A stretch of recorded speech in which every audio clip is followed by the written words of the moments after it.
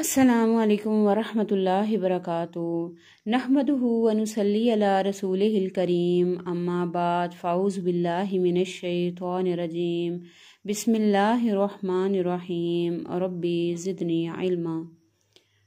आज हम बात करेंगे गुनाह कबीरा के मुतल्लिक।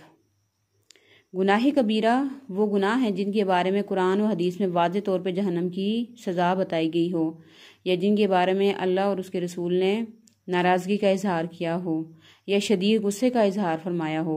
मसलन फ़लाँ हलाक हो जाए, या फ़लाँ पर लानत हो, या फ़लाँ बंदे से अल्लाह ताला कलाम भी नहीं करेगा, फ़लाँ बंदे की तरफ अल्लाह ताला देखेगा भी नहीं, और फ़लाँ बंदे को अल्लाह ताला पाक भी नहीं करेगा। एक हदीस शरीफ में यह भी आता है कि कबायर में भी दर्जात हैं, यानी कबीरा गुनाह में भी दर्जे हैं। बाज़ बड़े दर्जे के कबीरा गुनाह हैं, बाज़ कम दर्जे के। एक बार आप सल्लल्लाहु अलैहि वसल्लम ने सहाबा किराम से फरमाया, क्या मैं तुम्हें कबायर में से सबसे बड़ा गुनाह ना बताऊं?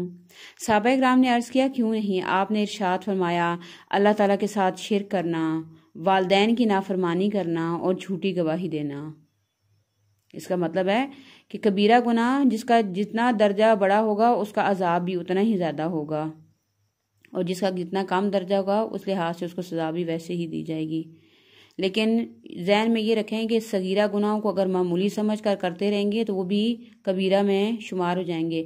एक रिवायत में है कि जो बंदा मोमिन है वो सगीरा गुनाहों को भी ऐसे समझता है कि जैसे पहाड़ के बराबर हैं, और जो मुनाफिक है वो सगीरा गुनाहों को ऐसे समझता है जैसे नाक पे बैठी मक्खी कि अभी उड़ा देगी, यानी बहुत मामूली समझता है।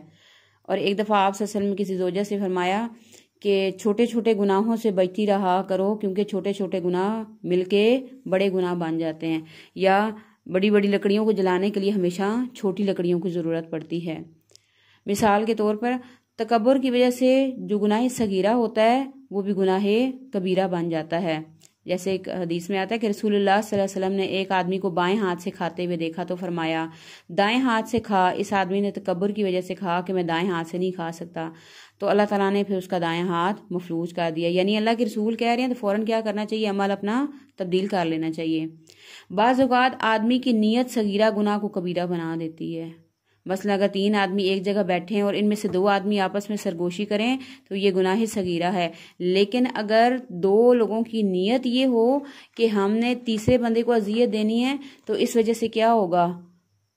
अजियत देने की वजह से, रंज पहुंचाने की वजह से यही सगीरा गुनाह कबीरा में बदल जाएगा। फिर इसी तरह बाज़ औक़ात सगीरा का नतीजा इसे कबीरा बना देता है।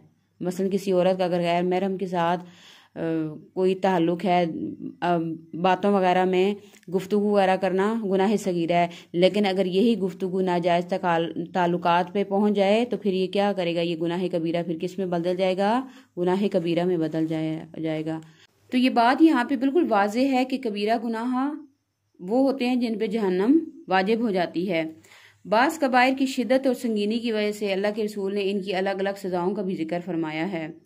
आप सल्लल्लाहु अलैहि वसल्लम ने फरमाया, नमाज इशा तर्क करने वालों का सर पत्थरों से कुचला जाएगा, ज़कात ना देने वालों के गले में जहरीला सांप डाला जाएगा, रोज़े ना रखने वालों को उल्टा लटका कर उनके जबड़े चीरे जाएंगे, झूठ बोलने वालों के जबड़े, आँख और नथने गुद्दी तक बारी बारी चीरे जाएंगे, ग़ीबत करने वाले तांबे के नाखनों से अपने चेहरे का गोश्त नोचेंगे, शराब पीने वालों को जहन्नमियों के जिस्म से निकलने वाली पीप पिलाई जाएगी, बदकार मर्द और औरतों को बरहना बदन आग के तंदूर में जलाया जाएगा, तकब्बर करने वालों को चींटियों की शक्ल देकर उनको जलील किया जाएगा, खुदकुशी करने वाले जहन्नम में बार बार अपने आप को खुदकुशी के तरीके से ही कत्ल करते रहेंगे, दूसरों की बातें छुपकर सुनने वालों के कानों में सीसा पिला के डाला जाएगा।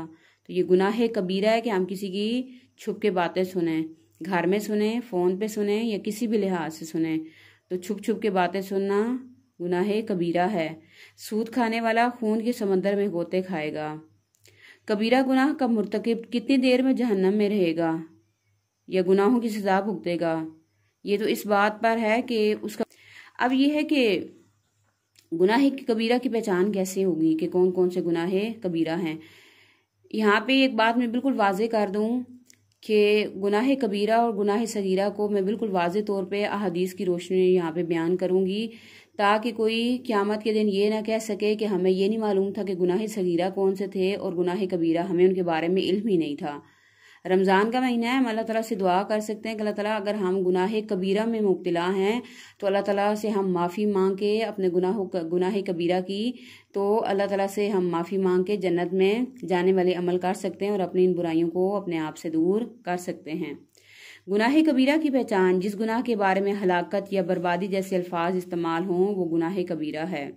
قرآن پاک میں اللہ تعالیٰ ارشاد فرماتے ہیں وَيْلٌ لِّكُلِّ ہُمَزَةٍ لُمَزَةٍ، ہلاکت ہے ہر اس آدمی کے لیے جو منہ در منہ برائی کرے اور جو پیٹھ پیچھے برائی کرے۔ جس گناہ کے بارے میں جہنم کی وعید آئی ہو وہ گناہ کبیرہ ہے۔ حضرت عبداللہ بن مسعود کہتے ہیں کہ رسول اللہ صلی اللہ علیہ وسلم نے فرمایا جس نے ہمیں دھوکہ دیا وہ ہم میں سے نہیں ہے۔ اور آج ہر بندہ دوسرے کو دھوکہ دینے کی کوشش کرتا ہے۔ فریب اور دھوکہ آگ میں ہے۔ کہاں جانا ہے دھوکہ دینے والوں نے؟ آگ میں۔ جس گناہ کے بارے میں لعنت کے لفظ الفاظ آئے ہوں وہ گناہ کبیرہ ہے۔ حضرت عبداللہ بن عمر کہتے ہیں کہ رسول اللہ صلی اللہ علیہ وسلم نے رشوت دینے اور لینے والوں پر لعنت فرمائی ہے۔ اسے ترمذی نے روایت کیا ہے۔ اور ہمارے معاشرے میں رشوت کتنی عام ہو چکی ہے کہ جب تک رشوت نہیں دیں گے اس وقت تک ہمارا جائز کام بھی نہیں ہوگا۔ اور جو لوگ رشوت لے رہے ہیں وہ کیا کر رہے ہیں؟ وہ اپنے گھروں کو، اپنے پیٹوں کو آگ سے بھر رہے ہیں۔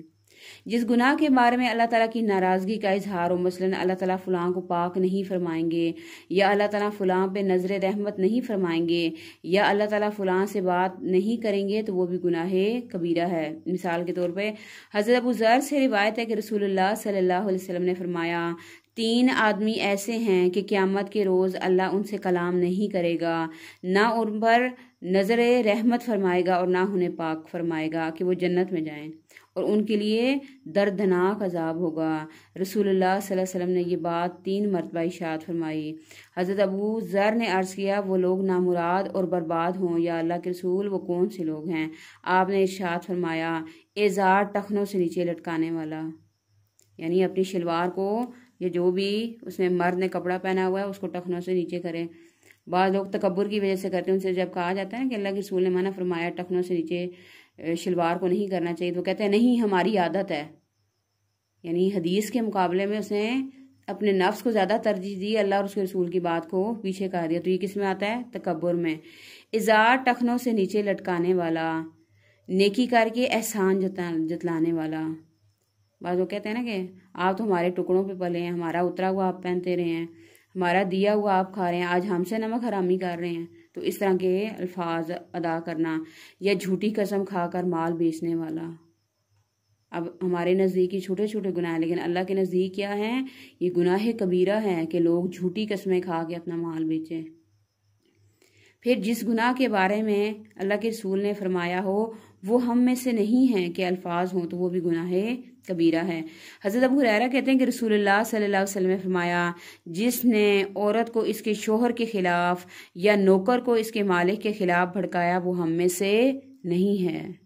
کہ میاں بیوی کے درمیان انسان جدائی ڈال دے، خواہ وہ کسی رشتے کے لحاظ سے ہو، کہ کوئی خامد بیوی کو محبت سے بیٹھا ہوا نہیں دیکھ سکتا ہے کہ اس میں ان کے اندر ضرور لڑائی ہونی چاہیے اور ان کے درمیان ضرور جو ہے وہ پھوٹ ڈالنی چاہیے، اور جس مالک کو نوکر کو مالک کے خلاف کر دیا جائے۔ پھر اسی طرح جس گناہ کی شدید الفاظ میں مذمت کی گئی ہو، مثلا فلاں گناہ دین کی جڑ کاٹنے والا ہے، وہ گناہ کبیرہ ہے۔ مثلا حضرت زبیر بن عوام سے روایت ہے کہ رسول اللہ صلی اللہ علیہ وسلم نے فرمایا پہلی قوموں کی بیماری تمہارے اندر بھی آ گئی ہے، یعنی بغض اور حسد، حالانکہ یہ تو مونڈ دینے والی ہے۔ میں یہ نہیں کہتا کہ یہ بیماری بالوں کو مونڈ دینے والی ہے، بلکہ میں یہ کہتا ہوں کہ یہ انسان کے دین کو مونڈ دینے والی ہے۔ کیا چیز؟ بغض اور حسد، کہ دل میں کسی کے خلاف برا سوچنا، اور حسد کہ اگر میرے پاس نہیں ہے تو اس کے پاس سے بھی چلا جائے، اس کے پاس بھی یہ کیوں ہے۔ جس گناہ کے لیے فلان جنت میں داخل نہیں ہوگا جیسے الفاظ آئے ہوں۔ حضرت جبیر بن موتم سے روایت ہے کہ رسول اللہ صلی اللہ علیہ وسلم نے فرمایا قاطع رحم جنت میں نہیں جائے گا، یعنی رشتوں کو توڑنے والا، خاندانوں میں لڑائیاں ڈلوانے والا، خاندانوں میں فساد ڈلوانے والا، لوگوں کو الگ کرنے والا۔ جس گناہ کے بارے میں کفر کے لفظ آئے ہوں، مثلا حضرت ابو ہریرہ کہتے ہیں کہ رسول اللہ صلی اللہ علیہ وسلم نے فرمایا لوگوں میں 2 باتیں ایسی ہیں جو کفر کی ہیں۔ نمبر 1 نسب کا تانا دینا، یعنی ذاتوں کا تانا دینا کہ آپ تو ہیں ہی کمی کمینے یا اس طرح کے۔ या महियत पर नोहा करना, बैन करना, पीटना खुद को, गिरबान फाड़ना, तो ये चीज़ें किस में आ जाती हैं? कुफर में आ जाती हैं। इसे मुस्लिम ने रिवायत किया है। अब गुनाह कबीरा की कुछ लिस्ट भी है जो गुनाह हम करते हैं। कुछ हमारे गुनाह अकायद के लिहाज से हैं, कुछ गुनाह कबीरा हम इबादात में करते हैं, कुछ मामलात में करते हैं, कुछ अखलाक में हमारे गुनाह कबीरा हैं, कुछ मुआशरत में हैं, कुछ अमारत में हैं और कुछ ज़ेब व ज़ीनत में हैं। तो इनमें से जो आज का लेसन है इसमें हम पार्ट 1 करेंगे। कुछ का जिक्र हम इस बयान में करेंगे और कुछ का जिक्र हम दूसरे बयान में करेंगे। तो सबसे पहले हम देखते हैं अकायद से मुतल्लिक कबायर, यानी अकीदे के लिहाज से बड़े बड़े गुनाह कौन से हैं। नंबर 1 शिर्क। शिर्क कबीरा गुनाह है जो दायरे इस्लाम से खारिज कर देता है। अल्लाह ताला कुरान पाक में फरमाते हैं, लक़द कफ़र अल्लज़ीना क़ालू इन्नल्लाहा हुवल मसीह इब्न मरियम, यकीनन वो लोग काफिर हो गए जिन्होंने कहा कि मसीह इब्न मरियम अल्लाह हैं। हालांकि मसीह ने कहा था, ए बनी इसराइल, तुम लोग इबादत करो अल्लाह की जो मेरा और तुम्हारा सबका रब है। बेशक जो अल्लाह के साथ किसी दूसरे को शरीक ठहराएगा अल्लाह ने उस पर जन्नत हराम कर दी और इसका ठिकाना जहन्नम है और ऐसे जालिमों का कोई मददगार ना होगा। बेशक इन लोगों ने भी कुफ्र किया जिन्होंने कहा कि अल्लाह 3 माबूदों में से एक है, हालांकि अल्लाह तो वो एक ही है जिसके अलावा कोई दूसरा माबूद नहीं। अगर वो लोग अपनी इस बात से बाज नहीं आएंगे तो ऐसे काफरों को दर्दनाक अजाब आ लेगा। बार बार अल्लाह ताला कुरान पाक में फरमाते हैं, सुबहानहू, कि पाक है वो ज़ात के उसके लिए कोई बेटा हो। क्योंकि बेटा इंसान किसी के लिए मांगता है? बुढ़ापे के लिए, मुताजी के लिए, कि जब हम बूढ़े हो जाएंगे तो हमारी औलाद, खासकर हमारा बेटा जो है हमारा सहारा बनेगा। तो अल्लाह ताला फरमाते हैं, मुझे तो इस चीज़ की ज़रूरत ही नहीं है, मैं तो तमाम चीज़ों से पाक हूँ कि ना मुझे बुढ़ापा आना है, ना मेरी वालदैन है और ना मेरी औलाद है। लोग हज़रत ईसा अलैहिस्सलाम को इसलिए अल्लाह का बेटा कहते हैं कि वो बगैर बाप के पैदा हुए थे, तो इसलिए वो नाउज़ुबिल्लाह अल्लाह ताला के बेटे हैं। तो अल्लाह ताला फिर कुरान पाक में हज़रत आदम अलैहिस्सलाम की मिसाल भी बयान करते हैं कि जो लोग हज़रत ईसा अलैहिस्सलाम को अल्लाह का बेटा कहते हैं, फिर वो हज़रत आदम को भी अल्लाह का बेटा कहें, क्योंकि हज़रत आदम को तो अल्लाह ताला ने बगैर माँ के पैदा किया था। तो जहाँ पे भी शिर्क हो या गलत बात हो, बिल्कुल वाज़े तौर पे हो जाती है और झूठ हमेशा पकड़ा जाता है कि वो लोग अगर हज़रत आदम को अल्लाह का बेटा नहीं कह रहे तो फिर हज़रत ईसा को भी कहने की ज़रूरत नहीं है। हदीस में आता है कि हज़रत अबू बकरा कहते हैं कि हम रसूलुल्लाह सल्लल्लाहु अलैहि वसल्लम की खिदमत में हाजिर थे। आपने इरशाद फरमाया, क्या मैं तुम्हें सबसे बड़े गुनाह के बारे में ना बताऊं? आप सल्लल्लाहु अलैहि वसल्लम ने ये बात 3 बार इरशाद फरमाई। नंबर 1 अल्लाह के साथ शिर्क करना, नंबर 2 वालदैन की नाफरमानी, जिसको हम बड़ा मामूली सा समझते हैं, वालदैन को तो आजकल औलाद समझती कुछ नहीं है, वालदैन की नाफरमानी, तीसरा झूठी गवाही, झूठी बात, और अदालतों में अगर चले जाएं तो आपको 10 लोग झूठी गवाही देने वाले मिलेंगे कि हमें इतने पैसे दे देंगे, हम आपकी जगह गवाही दे देते हैं। रसूलुल्लाह सल्लल्लाहु अलैहि वसल्लम तकिया लगाए हुए थे। आप सल्लल्लाहु अलैहि वसल्लम ये हदीस बयान फरमाते हुए बैठ गए और बार बार ये बात इरशाद फरमाई, हत्ता कि हमने अपने दिल में कहा कि काश अब आप सल्लल्लाहु अलैहि वसल्लम खामोशी इख्तियार कर जाएं। इससे मुस्लिम ने रिवायत किया, यानी आप सल्लल्लाहु अलैहि वसल्लम ने इतनी शिद्दत से इस चीज़ को बार बार दोहराया। नंबर 2 कुरान मजीद की आयात का इनकार करना। कुरान मजीद की किसी एक या एक से ज़ायद आयात का इनकार गुनाह कबीरा है जो दायरा इस्लाम से खारिज कर देता है। कुरान पाक में अल्लाह ताला इरशाद फरमाते हैं, वकज़ालिका अंज़लना इलैकल किताब, हमने ये किताब इसी तरह आप पर नाजिल की है जिस तरह पहले अम्बिया पर नाजिल की थी। बस जिन लोगों को हमने पहले से किताब दी थी वो इस किताब पर ईमान लाते हैं और उन मुशरिकीन में से भी बाद लोग इस किताब पर ईमान लाते हैं और हमारी आयात का इनकार तो वही करते हैं जो काफिर हैं। नमाज अगर हम नहीं पढ़ रहे तो समझ लें कि वाक़ईमुस्सलात तक हम इनकार कर रहे हैं। रोज़े नहीं रख रहे तो इसका मतलब है कि हम कुतिबा अलैकुमुस सियाम का इनकार कर रहे हैं। मुसलमान औरत अगर पर्दा नहीं कर रही तो हम कुरान पाक की आयात का इनकार कर रहे हैं। सूरह नूर में अल्लाह ताला फरमाते हैं, अंज़लनाहा व फ़रदनाहा, कि हम इस किताब को नाजिल करने वाले हैं और हम इसको फ़र्ज़ करने वाले हैं। जिस तरह नमाज रोज़ा फ़र्ज़ है, इसी तरह एक मुसलमान औरत के ऊपर पर्दा करना भी फ़र्ज़ है। जो ये कहते हैं दिल का पर्दा होना चाहिए, दिल तो है ही पर्दे में, यानी अल्लाह ताला की आयात के मुकाबले में इंसान हुज्जतबाजी करे। फिर اسلام کے علاوہ کسی دوسرے مذہب کو پسند کرنا، اسلام کے مقابلے میں کسی دوسرے مذہب کو پسند کرنا گناہ کبیرہ ہے جو ادارے اسلام سے خارج کر دیتا ہے۔ کہ ہمارے اسلام میں کیا ہے، ابھی نمازیں پڑھو، ابھی روزے رکھو، ابھی پردہ کرو، ابھی ایسے کرو اور ابھی ایسے کرو، تو اس سے بہتر ہے کہ وہ فلاں مذہب تو بڑا اچھا ہے، اس میں تو نہ کوئی عبادت ہے اور جیسے چاہیں ہم جئیں، کوئی ہم پہ ہمارے اوپر پابندی کوئی نہیں ہے، یا دوسروں کی چیزیں اختیار کر لیں۔ اپنے اسلام کو ہم معمولی سمجھیں کہ اس کے اندر تو اتنی چیزیں ہیں ہی نہیں ہے، اور دیکھو فلاں جگہ پہ ہے، وہاں پہ برتھ ڈے ہے، اور ہمارے اسلام میں تو ہے ہی کوئی نہیں ہے۔ جن کے ساتھ ہم برتھ ڈے منا رہے ہیں اپنے بچوں کی، تو پھر دیکھ لیں پھر انجام بھی ویسے ہی لوگوں کے ساتھ ہوگا، عیسائیوں کے ساتھ۔ یہ مسلمانوں والی چیز تو نہیں ہے۔ آپ صلی اللہ علیہ وسلم نے فرمایا جو شخص اسلام کے علاوہ کوئی اور دین چاہے گا اس سے ہرگز قبول نہیں کیا جائے گا، اور آخرت میں وہ خسارہ پانے والوں میں سے ہوگا۔ سورہ آل عمران۔ اللہ تعالیٰ کی نازل کردہ تعلیم کو ناپسند کرنا، اللہ تعالیٰ کی نازل کردہ تعلیمات کو یا حکم کو یا قانون کو ناپسند کرنا گناہ کبیرہ ہے جو اسلام سے انسان کو خارج کر دیتے ہیں۔ بعض لوگ کہتے ہیں کہ اسلام بڑا نعوذ باللہ ظالم مذہب ہے، یہ کہتا ہے کہ چور کے ہاتھ کاٹ دیے جائیں اور جو قاتل ہے اس کے قاتل کو قتل کر دیا جائے، یا جو بدکاری کرنے والا ہے اگر شادی شدہ ہے تو اس کو رجم کیا جائے، اور اگر غیر شادی شدہ ہے تو اس کو کوڑے مارے جائیں۔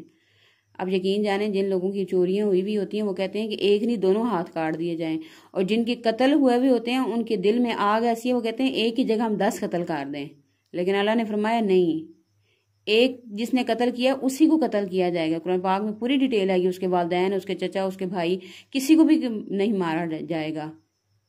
اور جو لوگ بدکاری کرنے والے ہیں جن کے اولادوں کے ساتھ یہ کام ہوتا ہے، آپ ذرا ان سے پوچھیں، ان کا دل یہی کرتا ہے کہ ان کے پورے خاندان کو بندہ مار ڈالے، لیکن نہیں، کہا کہ جو بدکاری کرنے والا ہے صرف اسی کو ہی سزا دی جائے گی۔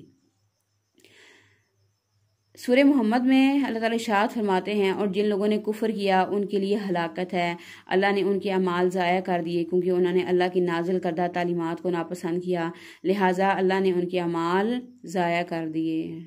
قرآن پاک میں 5ویں پارے میں بھی اللہ تعالیٰ ارشاد فرماتے ہیں وَلَا مُتَّخِذَاتِ أَخْدَانٍ، نہ بنانے والیاں چھپے دوست۔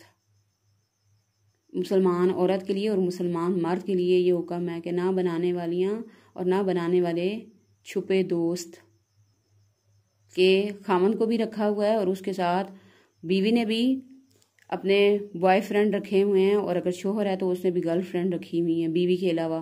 اور کتنے ہی گھروں میں بے سکونی کا اور گھروں کے ٹوٹنے کا سبب یہی ہے کہ لوگ اس طرح کے معاملات کرتے ہیں۔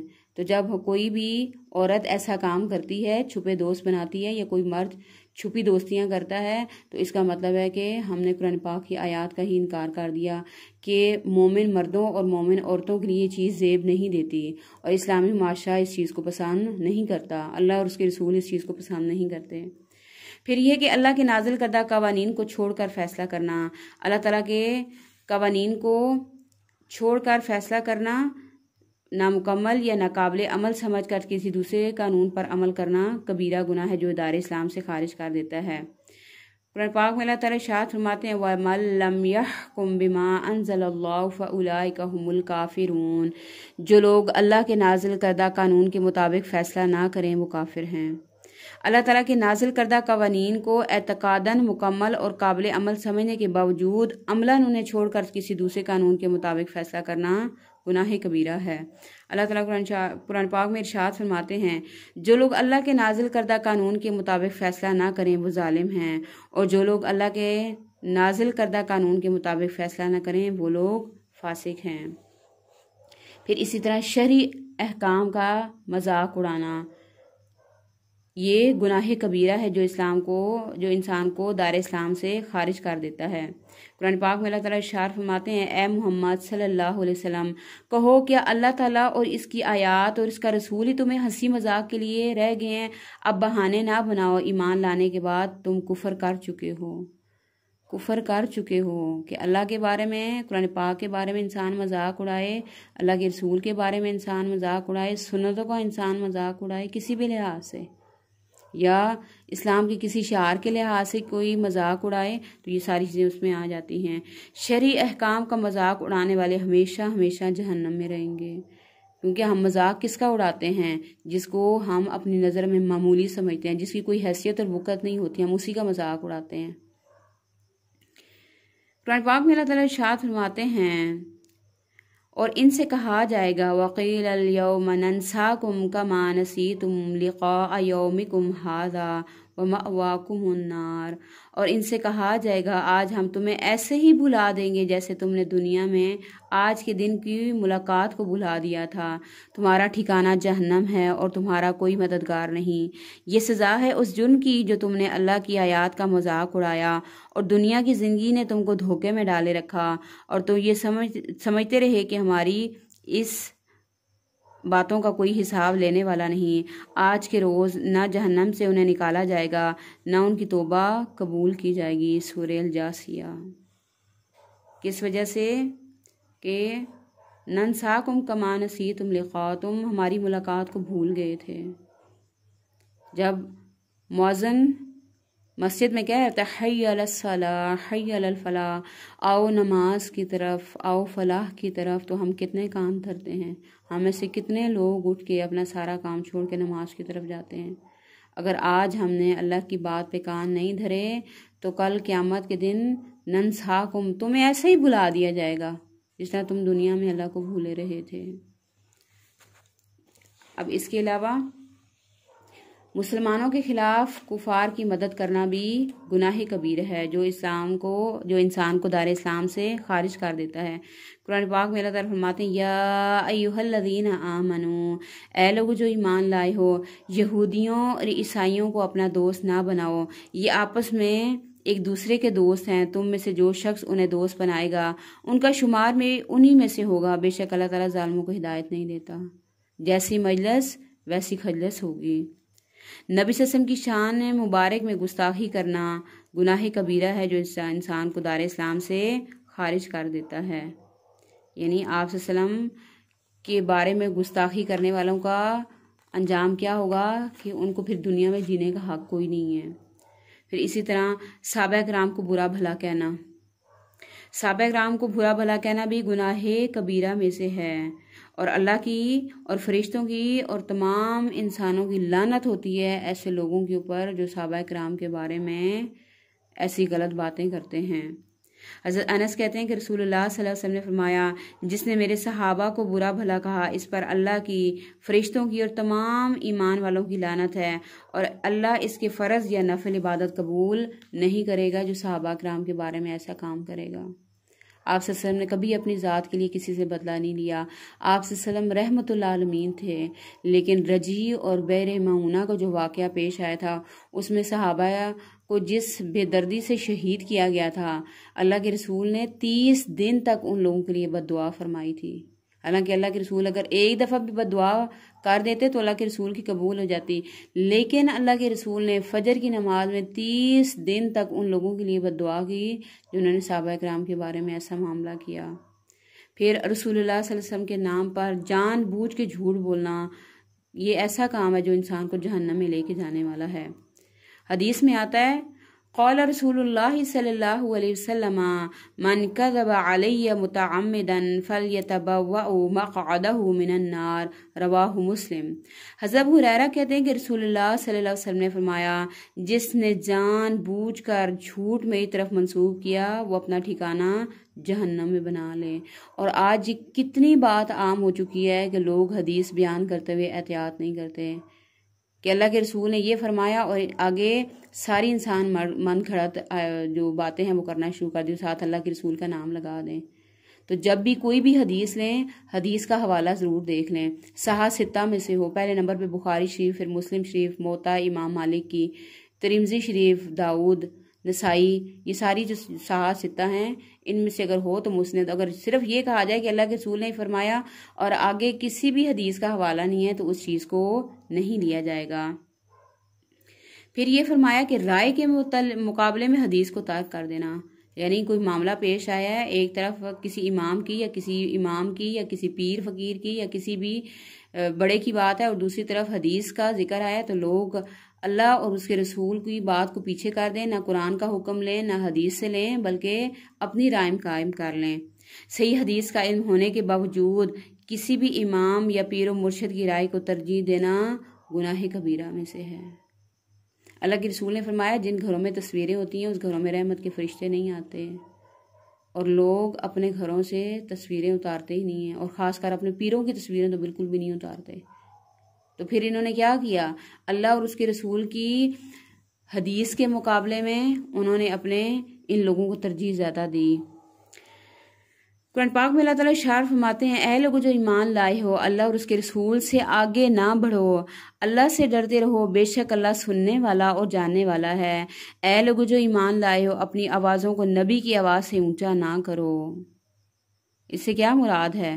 اب اللہ کے رسول ہمارے اندر تو موجود نہیں ہے، اس کا مطلب یہ ہے کہ جب قرآن اور حدیث کی بات ہو رہی ہوگی تو ہم نے خاموشی اختیار کرنی ہے۔ اکثر جب درس قرآن یا درس حدیث ہو رہا ہوتا ہے تو بعض خواتین اپنی ہی باتیں کرتی رہتی ہیں، ان کی باتیں ختم نہیں ہوتی۔ اللہ کے رسول کی بات ہو رہی ہوتی ہے اور انہوں نے اپنے ہی قصے چھیڑے ہوئے ہوتے ہیں، تو اس کا کیا مطلب ہے کہ ہم نے نعوذ باللہ اللہ اور اس کے رسول کی بات کو اہمیت ہی نہیں دی، اس کو سنا ہی نہیں ہے، اور ہم اپنی باتیں کرنے پہ لگے ہوئے ہیں۔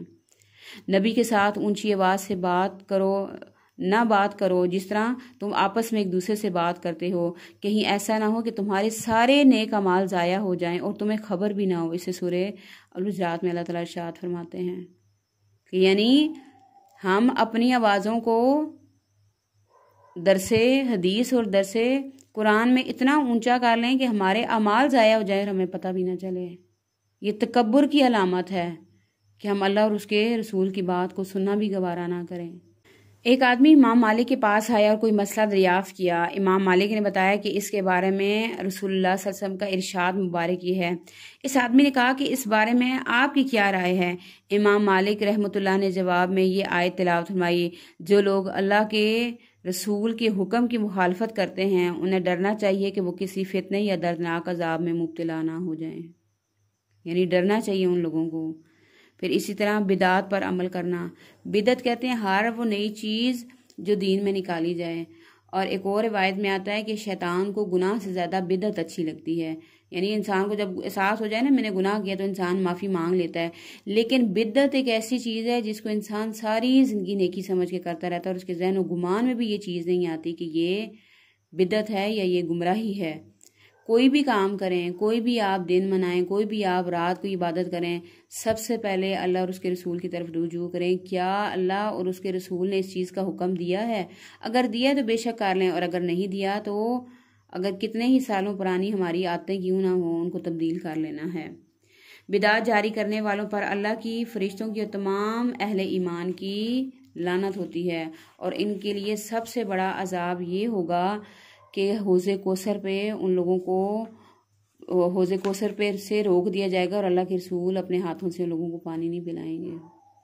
حضرت انس کہتے ہیں کہ رسول اللہ صلی اللہ علیہ وسلم نے فرمایا جس نے مدینے میں کوئی بدعت جاری کی اس پر اللہ کی، فرشتوں کی اور تمام ایماندار لوگوں کی لعنت ہے۔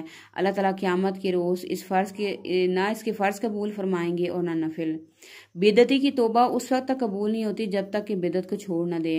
حضرت انس بن مالک کہتے ہیں کہ رسول اللہ صلی اللہ علیہ وسلم نے فرمایا اللہ تعالیٰ بدعتی کی توبہ قبول نہیں کرتا جب تک کہ وہ بدعت نہ چھوڑ دے، سے طبرانی نے روایت کیا ہے۔ پھر اسی طرح غیر اللہ کی قسم کھانا، اللہ کے علاوہ کسی دوسری چیز مثلا قرآن مجید کی، بیت اللہ کی، رسول اللہ صلی اللہ علیہ وسلم کی، والدین کی، اولاد کی، بیوی کی قسم کھانا گناہ کبیرہ ہے۔ اور ہمارے یہاں یہ رواج ہے میں اپنے بیٹے کی قسم کھا رہی ہوں، مجھے اپنی اولاد کی قسم ہے، میں اپنے اولاد کے سر پہ ہاتھ رکھ کے یہ قسم اٹھاتی ہوں، مجھے میری والدین کی قسم ہے، مجھے خانہ کعبہ کی قسم ہے۔ تو یہ ساری قسمیں اٹھانا کس میں آ جاتا ہے؟ گناہ کبیرہ میں۔ تو آئندہ اس چیز سے احتیاط کرنی ہے۔ اگر ہم نے ایسے الفاظ اپنے منہ سے نکالے ہیں تو اللہ تعالیٰ سے معافی مانگ لینی چاہیے۔ حضرت عبداللہ بن عمر سے روایت ہے کہ رسول اللہ صلی اللہ علیہ وسلم نے فرمایا جس نے اللہ کے علاوہ کسی کی قسم کھائی اس نے کفر کیا یا اس نے شرک کیا۔ غیر اللہ کی قسم کھانے والوں کو اپنے ایمان کی تجدید کرنی چاہیے۔ حضرت ابو ہریرہ کہتے ہیں کہ رسول اللہ صلی اللہ علیہ وسلم نے فرمایا تم میں سے جو شخص غیر اللہ کی قسم کھائے اور اپنی قسم میں یوں کہے لات کی قسم یا اسے لا الہ الا اللہ کہنا چاہیے۔ جو لوگ اپنے ساتھی سے کہے کہ آؤ میں تجھ سے جوا کھیلوں تو اسے اپنی استطاعت کے مطابق کفارے کے طور پہ صدقہ کرنا چاہیے۔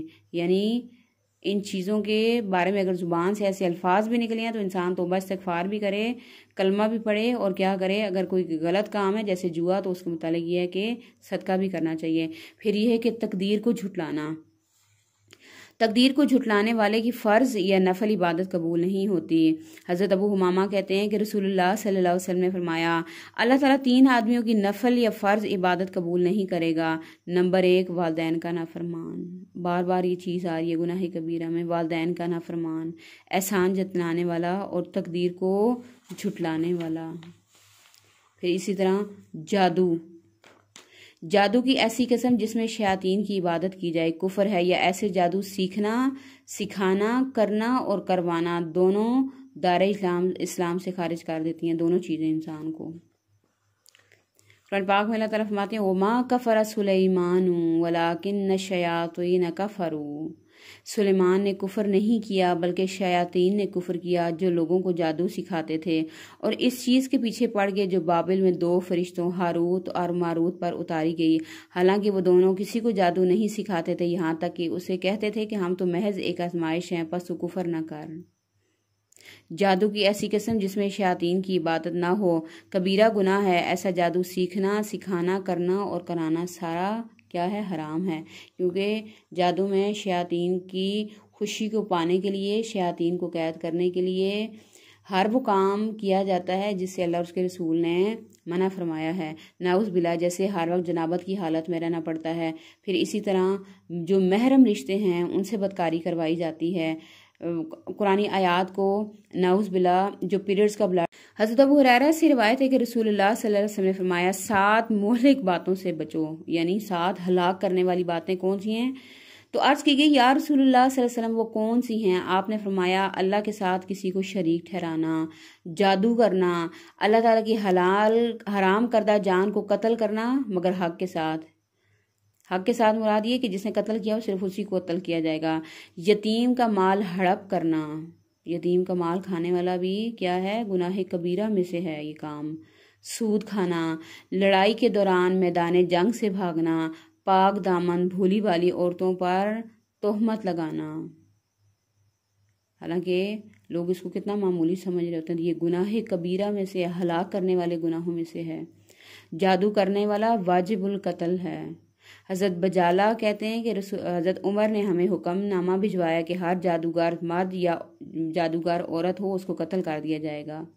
جادو کے ذریعے جادو کا علاج کرنا گناہ ہے، یعنی اگر کسی پہ جادو ہے تو اللہ کے رسول نے سنت طریقے کے مطابق اس کا علاج بھی بتایا ہے کہ وہ لوگ سورہ البقرہ کی اپنے گھر میں تلاوت کریں، کیونکہ آپ سے فرمایا اپنے گھروں کو قبرستان نہ بناؤ، اس گھر سے شیطان بھاگ جاتا ہے جس گھر میں سورہ البقرہ کی تلاوت کی جاتی ہے۔ پھر اسی طرح معوذتین پڑھنا، پھر آیت الکرسی پڑھنا، تو یہ ساری چیزیں ایسی ہیں کہ جو انسان کو جادو سے بچانے والی چیز ہیں۔ پھر حضرت جابر کہتے ہیں کہ نبی صلی اللہ علیہ وسلم نے جادو کے ذریعے جادو کا علاج کرنے کے بارے میں پوچھا گیا تو آپ نے فرمایا یہ شیطانی فعل ہے، ایسا کام نہیں کیا جائے گا۔